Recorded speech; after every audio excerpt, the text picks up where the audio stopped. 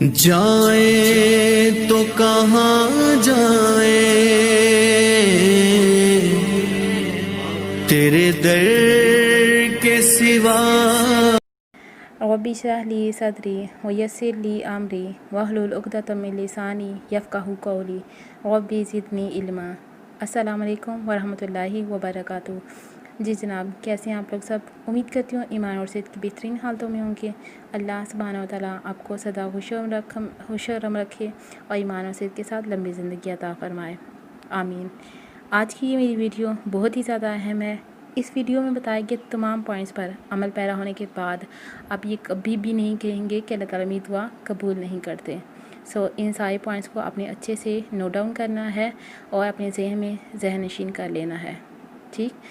تو جب آپ ان سارے پوائنٹس کو اپنی ڈائری میں نوٹ ڈاؤن کر لیں گے تو آپ نے ان کو دیکھنا ہے کہ ان کے کون کون سے پوائنٹ پر میں عمل پیرا ہو رہی ہوں اور کون سے ایسے پوائنٹس ہیں جن کے اوپر میں نے عمل پیرا ہونا ہے۔ اور جب آپ ان سارے پوائنٹس پر عمل پیرا ہو چکیں گے تو میری یہ گارنٹی ہے، میری یہ 100% گارنٹی ہے کہ آپ کی کوئی بھی دعا کبھی بھی رد نہیں ہوگی۔ تو اس کے لیے آپ کو ساری ویڈیو کو دھیان سے سنا ہے اور ان سارے پوائنٹس کو آپ نے اچھے سے نوٹ ڈاؤن کر لینا ہے، ٹھیک؟ تو ویڈیو کو سٹارٹ کرتے ہیں۔ سب سے پہلے جب آپ دعا کا ارادہ کریں تو آپ نے باوضو ہو جانا ہے، ٹھیک؟ باوضو ہو جانے کے بعد آپ نے اپنے ہاتھوں کو دعا کے لیے اٹھانا ہے۔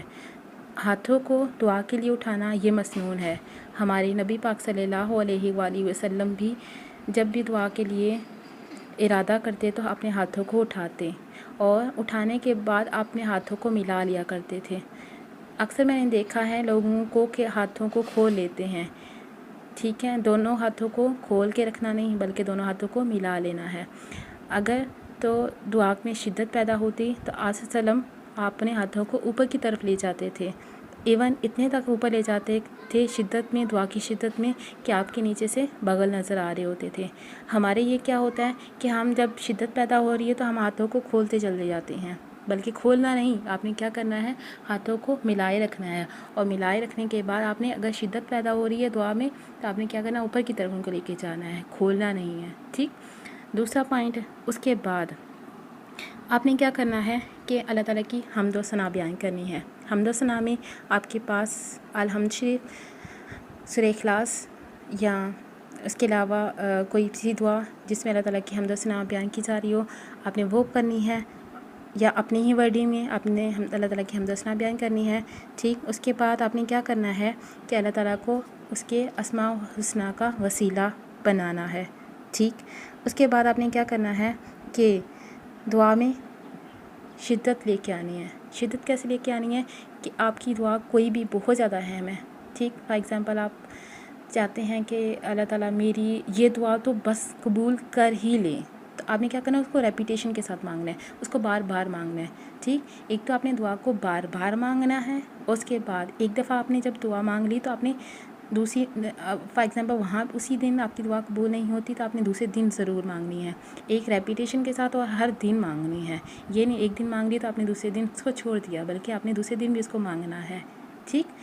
تو ایک تو ریپیٹیشن کے ساتھ اور دوسرا اس کو کثرت کے ساتھ مانگنا ہے، کثرت کے ساتھ بھی اور اس کے ساتھ تکرار کے ساتھ بھی مانگنا ہے، ٹھیک ہے؟ اس کے بعد آپ کا نمبر 6 پہ پوائنٹ ہوگا کہ آپ نے خلوص دل کے ساتھ دعا مانگنی ہے۔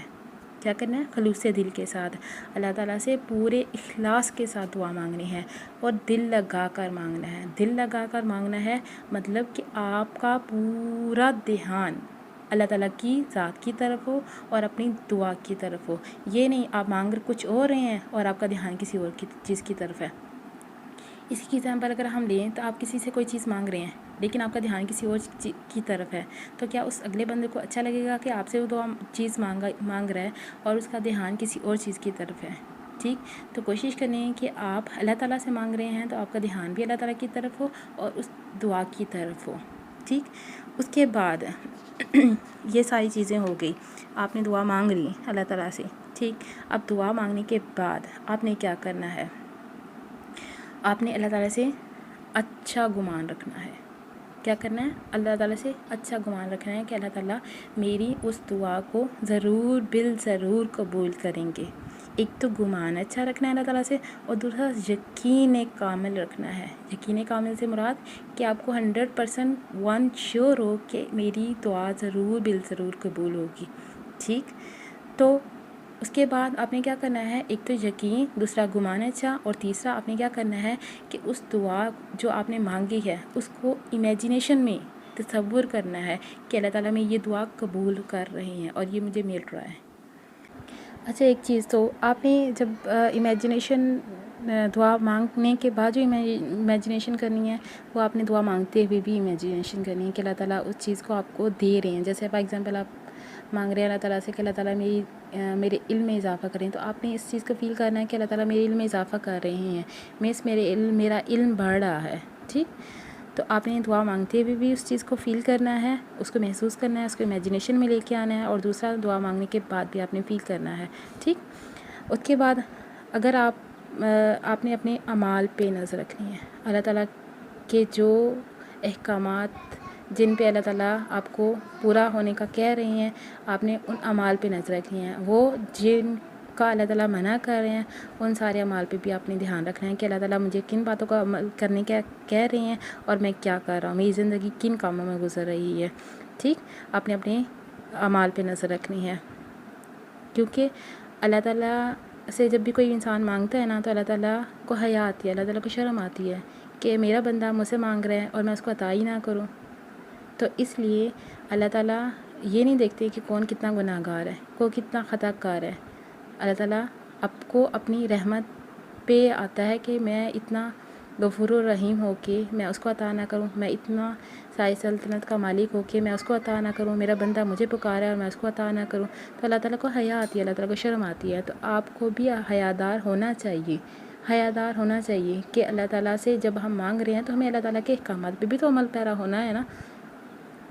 یہاں پہ اگر دنیا کی اگزامپل لی جائے تو اگر ہم کسی کی فار ایگزامپل ہم اپنے والدین کی کوئی بھی بات نہیں مانتے، ٹھیک ہے، کبھی ہمیں ان سے کوئی کام پڑ جاتا ہے، ہم ان سے کام کے لیے کہتے ہیں، تو کیا ہمیں شرم آتی ہے نا کہ ہم آج تک ان کی کسی بات پہ عمل نہیں کیا اور ہم آج ان سے مانگنے کے لیے آ گئے ہیں، ٹھیک۔ تو اسی طریقے سے آپ یہ سوچا کریں کہ جب آپ دعا کے لیے ہاتھ اٹھا رہے ہوتے ہیں آپ یہ سوچا کریں کہ اللہ تعالیٰ کہ میں جو ہے وہ احکامات پہ بھی عمل پیرا ہو رہی ہوں یا نہیں، ٹھیک۔ مانگنا تو یہ پھر اللہ تعالیٰ کا ہے کہ اللہ تعالیٰ قبول کرتے ہیں یا نہیں کرتے، لیکن آپ نے اپنی روٹین کا، اپنے جو ہے وہ ساری اعمال کا جائزہ لینا ہے، ٹھیک۔ اس کے بعد آپ نے کیا کرنا ہے، اپنے دن بھر کی جب روٹین آپ کی اینڈ ہوتی ہے، جب سونے کے لیے لیٹتے ہیں، تو آپ اپنی روٹین کا جائزہ لیا کریں کہ اگر تو آپ کے پاس ٹائم ہو تو آپ کیا کریں کہ اپنی پوری روٹین کا سارا شیڈول لکھا کریں، اپنے اچھے اعمال بھی لکھا کریں، اپنے برے اعمال بھی لکھا کریں۔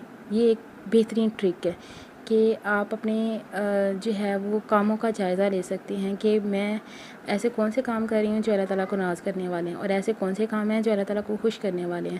اگر تو آپ کی اچھے اعمال کی لسٹ زیادہ ہے تو اللہ تعالیٰ کا شکر ادا کریں، اور اگر آپ کی برے اعمال کی لسٹ زیادہ ہے تو اللہ تعالیٰ سے توبہ استغفار کریں اور اس کے بعد آپ سوئیں، کیونکہ آپ کو نہیں پتہ کہ آپ کی کون سی رات آخری ہے اور کون سی رات اس کے بعد بھی اللہ تعالیٰ آپ کو موقع دینے والے ہیں، ٹھیک۔ تو ایک چیز آپ نے جو بعد میں کرنی ہے، دعا مانگنے کے بعد اللہ تعالیٰ سے اچھا گمان رکھنا ہے، دوسرا آپ نے کیا کرنا ہے، اللہ تعالیٰ سے یقین، کامل یقین، اور تیسرا اپنے اللہ تعالیٰ کے جو احکامات ہیں ان کے اوپر آپ نے غور و فکر کرنا ہے، اور تیسرا آپ نے لسٹ بنانی ہے سوتے ہوئے۔ یہ ضرور اچھا چلیں، اگر آپ ڈائری وغیرہ پہ نہیں لسٹ بنا رہے تو آپ اپنے مائنڈ میں سوچیں کہ میرے کون کون سے اعمال تھی آج کی، ٹھیک۔ تو اگر آپ کو زیادہ اپنے برے اعمال نظر آتے ہیں تو آپ اللہ تعالیٰ سے توبہ استغفار کر کے سوئیں، اور اگر آپ کے اچھے اعمال زیادہ تھے تو آپ اللہ تعالیٰ کا شکر ادا کر کے سوئیں، صحیح ہو گیا۔ اس کے بعد آپ نے کبھی بھی مایوس نہیں ہونا۔ لاسٹ اینڈ آخری بات میری ہے کہ آپ نے اللہ تعالیٰ سے کبھی بھی مایوس نہیں ہونا، اور یہ نہیں دیکھنا کہ میری زندگی سب سے زیادہ مشکل ہے، کیونکہ دنیا میں ایسے لوگ بھی ہیں جو کبھی فیل ہی نہیں ہوتے، کسی کو اندازہ ہی نہیں ہونے دیتے کہ وہ خود کس قدر تکلیف سے گزر رہے ہیں، اور آپ کے سامنے وہ ایسا چہرہ دکھاتے ہیں کہ جیسے وہ دنیا کے سب سے زیادہ خوش قسمت اور سب سے زیادہ خوش انسان ہیں۔